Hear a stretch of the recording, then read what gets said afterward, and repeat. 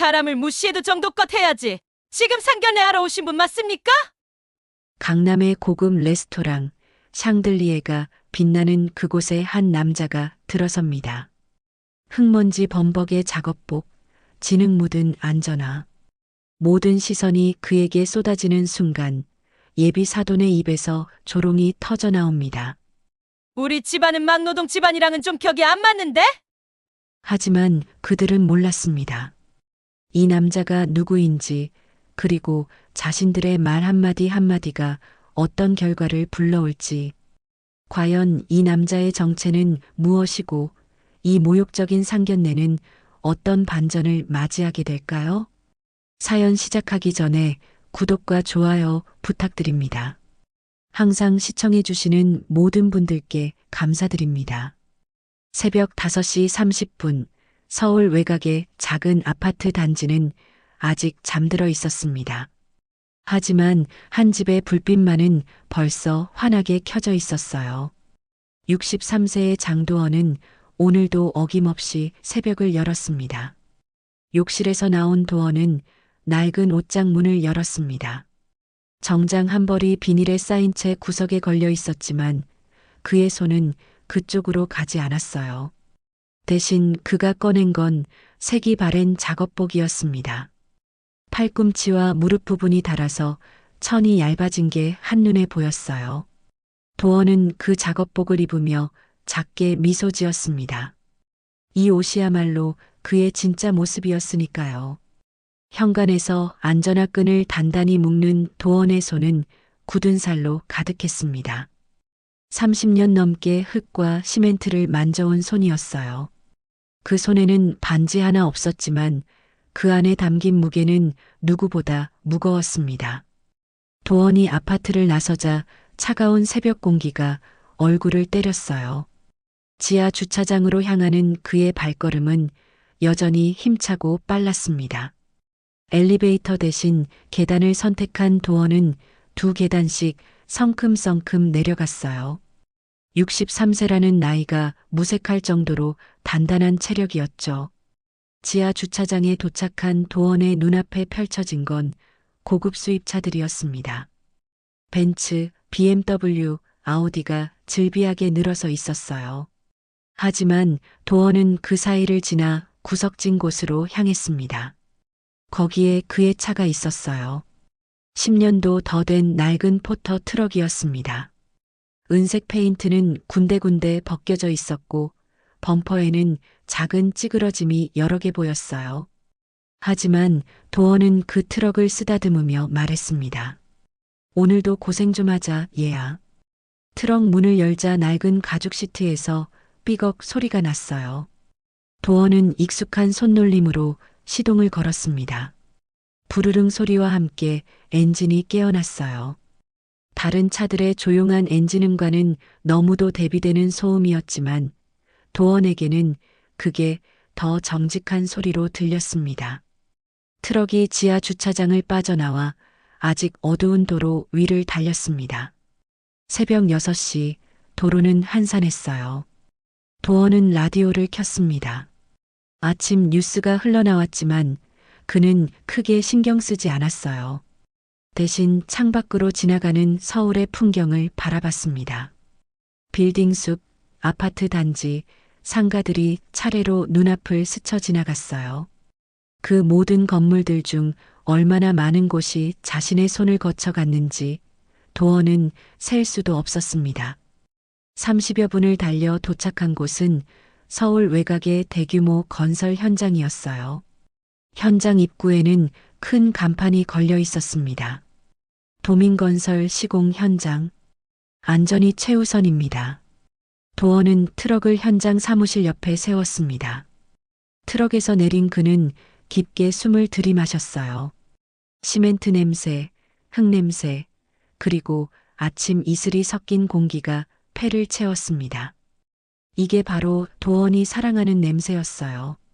도원은 헬멧을 집어들고 현장 안으로 걸어 들어갔습니다. 벌써 몇몇 인부들이 도착해서 준비 작업을 하고 있었어요. 회장님 오셨어요.